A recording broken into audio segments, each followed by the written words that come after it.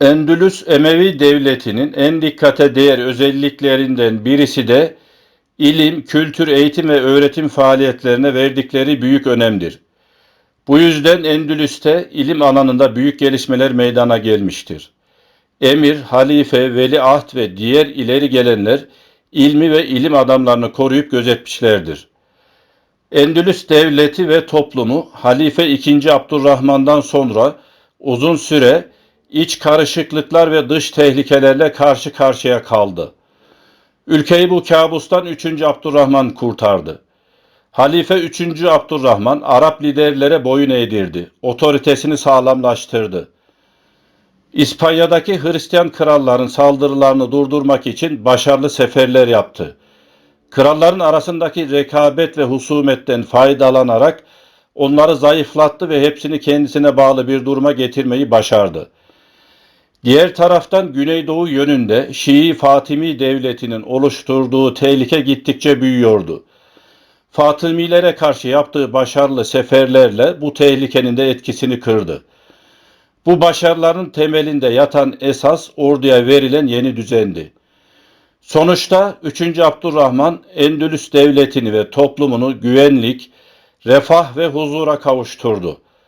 Batı Akdeniz bölgesinin büyük devleti Endülüs, dünyanın sayılı birkaç gücü arasına katıldı.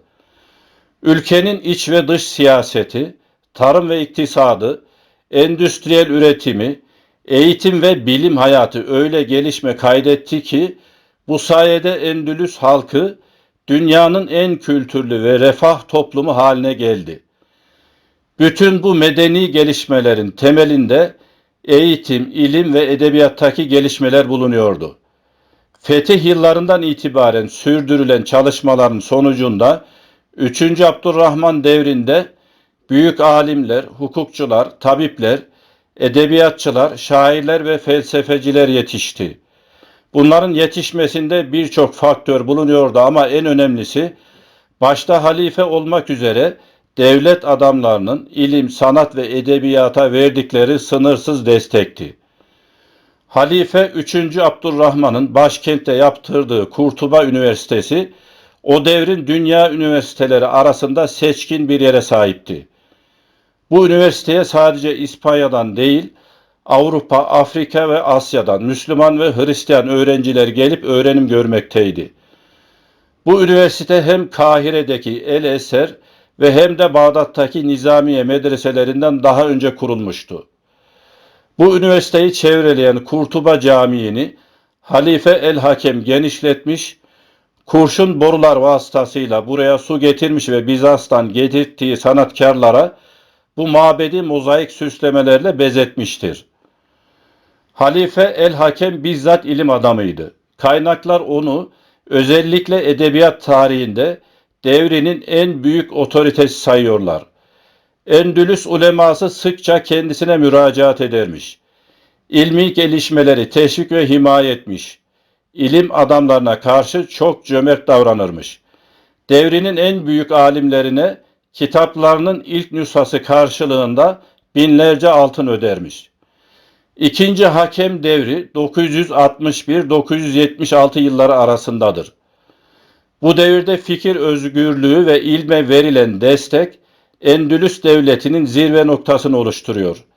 Halife el-Hakem kendisinden önceki bütün liderlerden çok daha bilge bir kişiliğe sahipti. Kitap toplamaya düşkündü. Kahire, Bağdat, Şam ve İskenderiye gibi Doğu İslam memleketi merkezlerinde görevlileri vardı. Bunların bir kısmı alimlerden eserlerini satın alır, diğer bir kısmı da önemli kitapların el yazısıyla kopyalanmasını yapardı. Yükleri kitap dolu şekilde Maşrık'la Kurtuba arasında adeta mekik dokurlardı. Bunların yanında Halife el-Hakem, Kurtuba'nın merkezinde ilim erbabı için bir çarşı yaptırmış, burasını dünyanın dört bir yanından gelen kitaplar ve kitap meraklıları için buluşma merkezi haline getirmişti. Endülüs alimlerinin sarayda müstesna bir yeri vardı. Özel ilgi ve saygı görürlerdi. Bunların arasında matematikçiler, astronomlar ve felsefeciler de bulunuyordu. Botanik ilmi de Halife II. Hakem devrinde canlanmıştır. Tıp ilminde Ebul Kasım Ez-Zehravi, çağları aşan araştırma ve buluşlarıyla bu alandaki çalışmaların öncüsü olmuştur. Dil bilim alanında da büyük ilim adamları yetişmiştir. Hatta Ebu Ali el-Kali gibi bazı ilim adamları Maşrık'tan davet edilmiş, Kurtuba'ya girişlerinde devlet töreniyle karşılanmışlardır. Eğitim ve ilmi araştırma konularında hiçbir fedakarlıktan kaçınmayan Endülüslüler birçok vakıflar kurarak eğitim ve öğretim müesseselerini her yönden geliştirmeye çalışmışlardır. Burada amaç bu müesseselerin daha fazla hizmet vermesini sağlamaktır. Bütün bu faaliyetler neticesinde Endülüs'te meydana getirilen kültür ortamı o derece yüksek bir seviyeye ulaşmıştır ki Hollandalı şarkiyatçı Dozi ve diğer birçok şarkiyatçı Endülüs'te hemen hemen herkes okuma yazma biliyordu demekten kendilerini alamamışlardır. Müslüman İspanya'da bu gelişmeler olurken aynı asırda Hristiyan Avrupa'da çoğunluğu kilise mensubu olan pek az kimse okuma yazma biliyordu. Emirler ve halifeler genellikle ilmi yaymak için çok istekliydiler. 1. Hişam, İspanya'daki Maliki mezhebinin öğrenimini destekledi. Halife II. Hakem, Kurtuba'daki medrese hocalarına maaş bağladı. Çeşitli ilim dallarında konferanslar vermek üzere doğudan pek çok ilim adamını davet etti. Müslüman İspanya'da eğitim hem ilköğretim hem de yüksek öğretim seviyesinde yapılıyordu.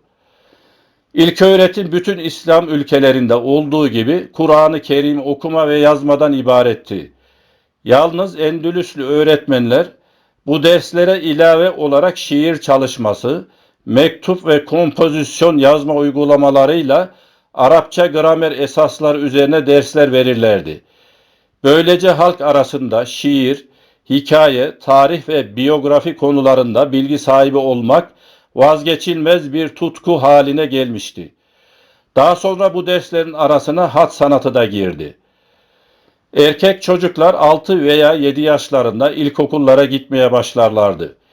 İlkokul öğretmenleri için belirlenmiş bir ücret olmadığından öğrencilerin aileleriyle sözleşme yapmaları gerekirdi. İlköğretim tamamen bir merak meselesiydi ama çok yaygın olduğundan Endülüslülerin çoğu okuma yazmayı biliyorlardı. İlkokullarla yüksekokullar veya üniversiteler arasında orta dereceli okullar bulunmuyordu. Çocuklar üniversitelere gitmek için ilkokulda hazırlık yaparlardı. Bazı durumlarda halifeler öğretmenlere maddi destek sağlardı. Bazen de yüksek öğrenim kurumlarına bağışlarda bulunurlar ve fakir öğrencilerin ücretsiz olarak eğitim ve diğer masraflarını karşılamak için fonlar ayırırlardı. Köylerde ilk öğrenimini tamamlayan öğrenciler yüksek öğrenim için yakındaki şehirlere giderlerdi. Eğitim ve öğretim yapmak isteyenler halifeler, veliahtlar ve valiler tarafından teşvik edilirdi. Bu maksatla Halife II. Hakem parasız eğitim için Büyük Cami çevresinde 3, Kurtuba bölgesinde ise 24 okul yaptırmıştı. Ayrıca halife Kurtuba'daki büyük bir yetimhanenin masraflarını da karşılamaktaydı. Endülüs'ün birçok şehrinde de bu tür kurumlar bulunuyordu. Yüksek öğretim kurumlarının ders programları, tefsir, İslam hukuku, miras hukuku, dini bilgiler, kelam, politika, tasavvuf, riyazet, felsefe, gramer, lügat, tarih, şiir, secili nesir, edebiyat, tıp, astronomi ve müzik gibi derslerden oluşuyordu.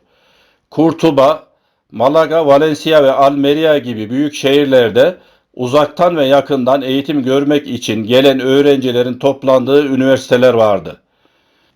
Büyük Camii'nin bitişiğinde bulunan Kurtuba Üniversitesi, Halife 3. Abdurrahman tarafından kurulmuştu. Gırnata Üniversitesi ise Nasri Halifesi Yusuf Ebul Haccac tarafından 14. yüzyılda kurulmuştu. Bu kurumlardaki hocalar geniş bilgi ve itibar sahibi kişilerdi. Dersleri tamamladıklarında öğrencilere diploma, icazet verirlerdi. Hukuk metodolojisini tam olarak bilmek iyi bir ilim adamı için önemli bir şarttı. Eğitimlerini tamamlayan öğrencilerin çoğu hükümet dairelerinde kazançlı görevler alırlardı. Üniversitelerde okutulan derslerin sayısı sabit değildi. Ders sürelerinde de herhangi bir zaman sınırlaması yoktu. Ders veren kişinin bir imtihana girme mecburiyeti de bulunmuyordu. Fakat kendisinden konusunu iyi bilmesi beklenirdi. Bilginin yayılmasını sağlayacak neşriyat gelişmemişti. Uzak ülkelerden gelen öğrenciler ve seyyahlar kendi ülkelerinde geçerli olan eğitim sistemleri, öğretim metotları, ülkeleri ve insanlarıyla ilgili bilgiler getirirlerdi. Ülkelerine döndüklerinde de İspanya halkı ve kültürüyle ilgili haberler götürürlerdi. Böylece sadece eserler değil, yeni düşünce ve fikirler de bütün İslam dünyasında hızlı bir şekilde yayılmış olurdu. Münazara sanatı mükemmel bir seviyeye ulaşmıştı. Zaman zaman üniversitelerde halka açık toplantılar yapılır, şiirler okunur, müderrisler ve misafir ilim adamları konferanslar verirlerdi. Çok zaman münazaralar hükümdarın huzurunda yapılırdı. Kütüphaneler ve yurtlar genellikle üniversitelerin yanında bulunurdu. Bunların bakımı, hocaların ücretlerinin ödenmesi ve öğrencilere ders verme masrafları özel fonlardan karşılanırdı. Halife 3. Abdurrahman döneminden sonra ünlü alimlere büyük ihsanlarda bulunmak adet haline gelmişti. Misafir ilim adamları samimiyetle karşılanıp ağırlanır, kendilerine yardım edilirdi.